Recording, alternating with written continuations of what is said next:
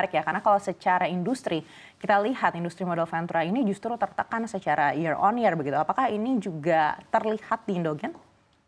Posisinya kita sekarang memang kalau untuk pendanaan ya, kita sama seperti tadi yang sudah dijelaskan di awal segmen bahwa cenderung lebih berhati-hati ya. Jadi berhati-hatinya itu sebenarnya kalau kita lihat itu dasarnya adalah terjadi perubahan di ekosistemnya investasi startup ya, yang dimana startup sendiri sebelumnya sebelum 2021 ya, itu fokusnya adalah di growth ya atau pertumbuhan.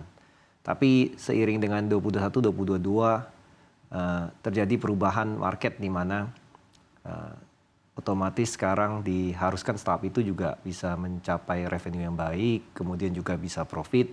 Nah ini yang membuat rata-rata teman-teman di perusahaan modal ventura itu harus menganalisa secara startup-startup yang ada pada saat ini, apakah sudah bisa memenuhi kriteria yang tadi saya sebutkan. Nah jadi untuk startupnya sendiri juga perlu transisi pastinya kan. Mereka perlu waktu untuk tiba-tiba merubah pola permainan untuk menjadi perusahaan yang profitable. Nah, untuk menjadi perusahaan profitable biasanya perlu proses. Nah, untungnya pada saat ini dari 2022 sampai 2024 itu sudah banyak sekali teman-teman startup yang berhasil mencapai profitabilitas. Nah, dengan adanya begini saya merasa bahwa teman-teman dari perusahaan modal ventura akan segera mulai aktif kembali untuk mulai melakukan pendanaan. Baik, apakah ini artinya modal ventura mungkin akan lebih selektif atau mungkin bahkan mengurangi investasi untuk startup-startup yang ada di entry level? Sebenarnya kalau kita tuh tidak melihat apakah mereka dari entry level atau misalnya mereka dari kalau kita bilang udah di growth stage, karena setiap perusahaan modal ventura itu ya sebenarnya punya investment mandate masing-masing. Jadi ada perusahaan modal ventura yang memang fokusnya di early stage ya, tadi yang entry level, ada yang fokusnya di lebih middle stage atau late stage. Jadinya untuk perusahaan modal ventura yang di early stage pastinya mereka tetap akan agresif melakukan pendanaan. Cuman sekarang parameter-parameter penilaian terhadap entry level startup ini yang akan diarahkan menuju betapa cepat mereka untuk menghitung profitabilitas itu. Jadi gamenya agak berubah, tapi posisi pada saat ini sebenarnya perusahaan modal ventura itu semuanya punya banyak dana di market. Nah ini yang saya bilang lebih ke terjadi transisi dari 2021 ke 2023 di mana terjadi perubahan play yang membuat orang semua juga jadinya adjust sehingga perusahaan modal ventura terpaksa harus wait and see. Tapi dengan rata-rata kalau saya perhatikan teman-teman founders dan startup sudah mulai mengerti ya dan sudah melakukan adjustment. Nah ini saya berharap mulai di akhir 2024 sampai awal 2025 ini trennya bisa cenderung positif nanti. Baik, mengacu pada keadaan di global, apa saja yang menjadi pertimbangan modal ventura untuk lebih selektif lagi? Pertama pastinya tadi interest rate ya. Jadi interest rate itu kalau misalnya cenderung naik terus ya atau seperti dalam kasusnya Fed yang mengatakan akan melakukan 3 kali cut rate ya pada tahun lalu, akhir tahun lalu mengatakan akan 3 kali cut rate, tapi ternyata realisasinya mungkin hanya akan 1 kali dan juga belum terjadi. Itu tentu saja akan memberikan dampak yang negatif ya. Itu bukan cuma di sektor, sebenarnya di modal ventura, di semua sektor juga sama.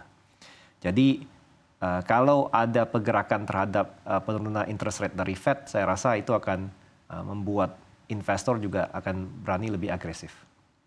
Baik, dan untuk modal ventura sendiri, terutama untuk Indogen, apakah memang pendanaannya mayoritas berasal dari perbankan saat ini sehingga interest rate ini sangat berpengaruh? Tidak, kalau misalnya rata-rata perusahaan modal ventura itu pendanaannya dari biasanya corporation, merupakan jadi investor kita ya, dan corporation-corporationnya juga corporation luar yang di sini kita juga melihat ada sinyal positif, yaitu rata-rata corporation atau investor kita yang berasal dari Jepang misalnya atau dari Korea itu sebenarnya sangat bullish ya, sangat positif dengan potensi dari Indonesia. Jadi mereka semuanya sangat curious, sangat ingin tahu untuk bagaimana bisa berekspansi ataupun juga memulai bisnis di negara kita. Jadinya bahkan dalam situasi di mana mungkin kan kalau public market mengatakan bahwa oh ini mungkin marketnya lagi tech winter.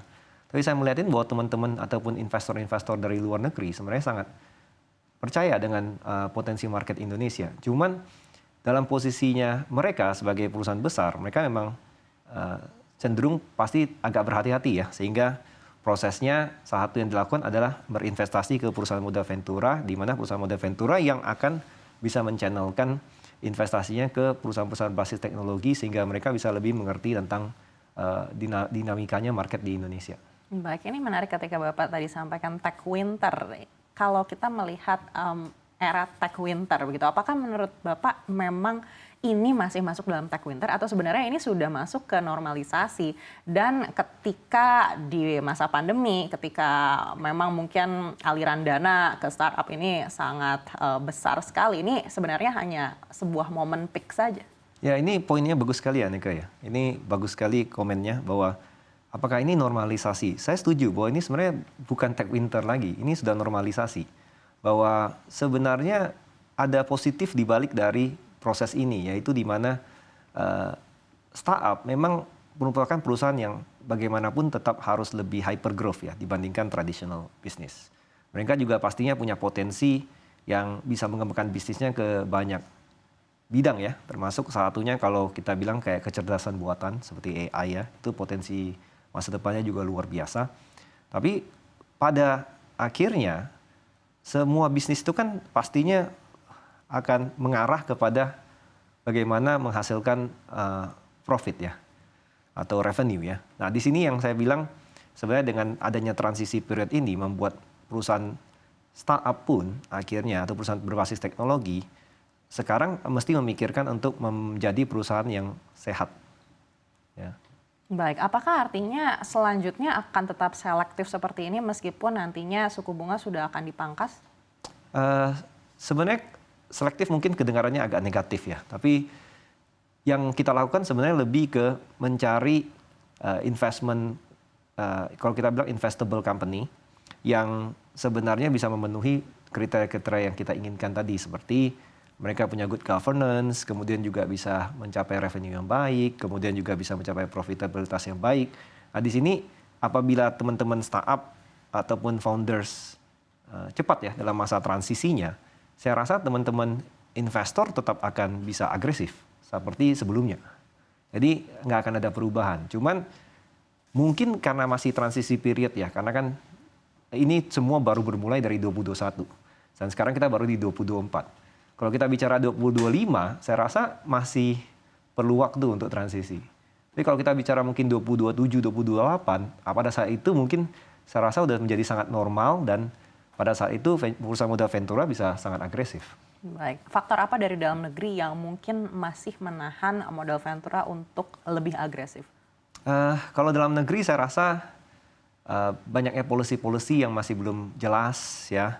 Kemarin tahun ini kan kita juga merupakan tahun politik ya, seperti tadi yang di sharing juga sama Aneka, merupakan tahun politik yang pastinya ada dampak ya. Dan makanya tadi kalau liatin data juga kok ada pertumbuhan di April ya, kan naturally pasti ada pertumbuhan karena habis politik ya. Karena pada waktu Maret pasti stop total semua ya. Nah, jadi dengan sendirinya pasti ada dampak. Nah, setelah sudah selesai nih untuk pemilihan umum, berikutnya kan pasti harus ada aturan-aturan dan policy-policy yang lebih jelas. Nah, ini yang saya juga melihat bahwa banyak investor dari luar ya, bukan kita nih, investor dari luar, itu tuh yang banyak wait and see melihat. Jadinya dengan government baru, policy apa yang akan dicanangkan. Nah, itu yang menurut saya itu yang masih bisa mengganjal.